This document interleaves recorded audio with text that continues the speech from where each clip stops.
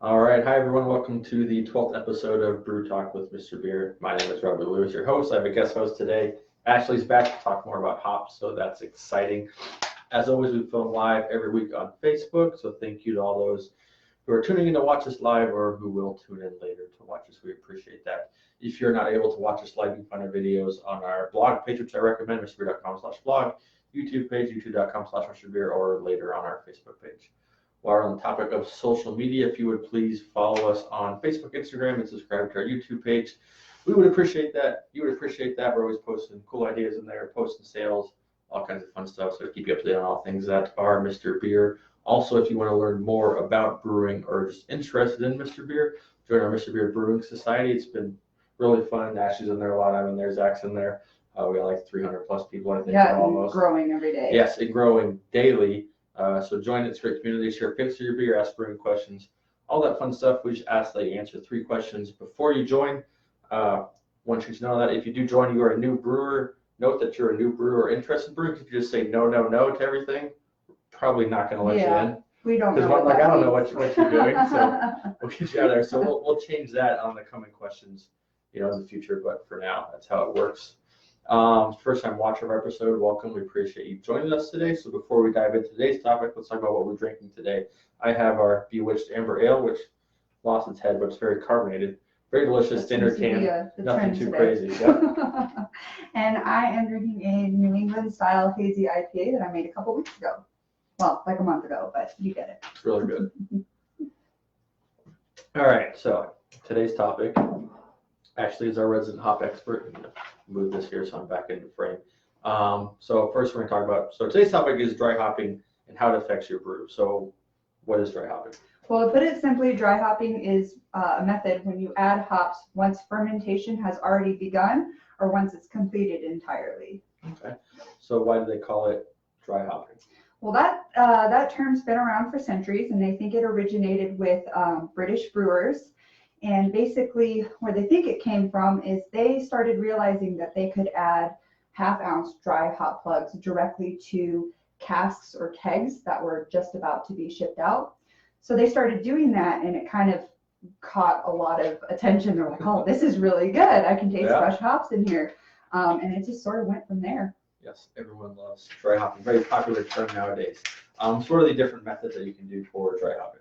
So assuming that you're using pellet hops, which is the most common form for home brewers, there are 3 general methods. The first method is going to be dry hopping in the primary fermentation phase, which would be early on before and during high kraisin.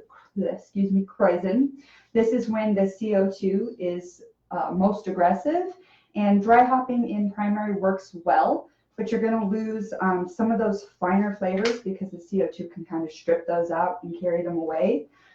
Certain types of yeast during their high kraisin phase, if you dry hop, they can actually alter the flavor of your hops and make them taste totally different.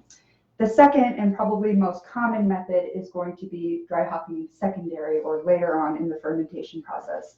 For a Mr. Beer kit or Mr. Beer recipe, that's generally going to be after day 7. Okay. And so that's when all the CO2 has slowed down, and you can even see when you look inside your fermenter, you don't see as many bubbles and you don't see as much sediment moving around. When you dry hop in this phase, you maintain a lot more of that aroma and those finer flavor characters. Okay, I think that's most of our recipes where dry hopping would be considered secondary after the primary fermentation has taken place. And then there's a third method too, and this occurs in a keg. And so basically that's after fermentation has completed entirely. Usually brewers will add in a sack full of hops. You want to make sure that if you are keg hopping, that you are using some sort of containment method, because take it from me, you don't want to clean hops out of a draft system. You don't want to do that. That would be fun. That is cool. I haven't heard of that one. I'd love to try that one. Okay, so there's all kinds of different hops out there, obviously. What are the best hops you can use for dry hopping? So when you're thinking about hops to dry hop with, you want to look for hops that are categorized as aroma hops.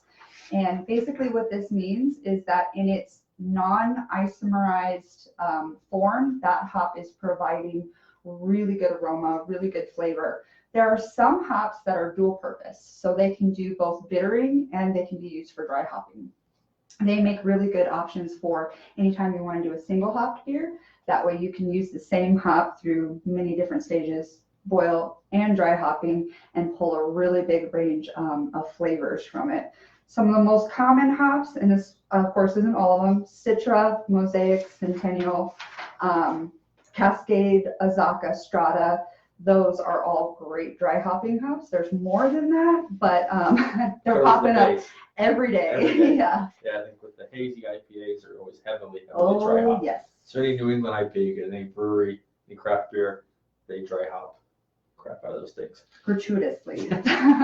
So this is probably more of a brewing term that people will hear a lot. So people will add hops that flame out versus dry hopping. What is the difference between the two, and kind of what does that do? Well, as we've kind of talked about before, hops need some level of heat, usually around, the upper hundreds all the way up to like 210, that they need to impart their bitterness. So when you add your hops that flame out, your wort, even though you've turned the heat off, is still upwards, sometimes higher than 200 degrees. Even though that temperature is falling rather quickly, it's still going to provide enough heat to both take some of the bitterness and impart it into your wort. It will also help to sanitize a little bit too, which most of the time, if you're using packed, vacuum sealed, frozen pellet hops, you don't have to worry about that. But there are some instances where you might want to expose your hops to heat to kill off any potential pathogens. The one downside to adding hops that flame out is they are still going to go through that primary fermentation phase, which means they may get stripped of some of their flavors. Okay. So now how does dry hopping affect the finished product, your beer? Dry hopping is going to create a finished product that is very hop centric. If you choose your hops intelligently and you think about the rest of your recipe, you can use dry hopping to enhance other features in your beer, like malt character. You can have it either bring forward yeast character or push it back, depending on which hops you use and how you use them. Interesting. So what are some of the things to consider when to dry hop if somebody wanted to do this in their next brew? So the number one thing that I think is most important when it comes to dry hopping is using as fresh a hops as you can get. And basically what that means is you're using hop pellets that have been stored properly in a freezer or refrigerated and haven't been hanging around for years. Because there are some other things that can happen in the dry hopping process if you have low quality hops that you may not enjoy as much. The second most important thing is just figuring out how much of a taste you have for hops. Because some people think the idea of dry hopping sounds amazing, and it is if you like it, but then they do it and they go, not a fan of this, or I use too much. So the nice thing about Mr.Beer is it lends itself really well to experimenting with dry hopping. Because you're making 2.25 gallons of beer at a time, as opposed to a huge batch that maybe you're not crazy about. Yeah, definitely. And all of our hops that we keep, we're all vacuum sealed hops. Yes. We keep them all in cold storage, so we're keeping them as fresh as possible. So when you're brewing with them, they are fresh as possible. They are, absolutely. And just make sure when they make it to you, if you're not going to use them right away, put them in the freezer, because that will help to maintain their aroma and flavor. Recommendation. If you have any questions, you can contact Ashley or Zach about making up your recipes for dry hopping. If you want to experiment with building your own recipes, just would recommend giving us a shout out, seeing how things go. I think we're going to wrap it up for today. If you have anything else on hopping, at least for this episode, because we're going to have lots more episodes on hops. It's delicious. Yes. All right. So that's all the time we got for today, guys. We appreciate you taking time to watch us. Hope you learned something or had a good time. We always have fun doing the show for you. Don't forget to join our Facebook group to learn all you can about Mr.Beer.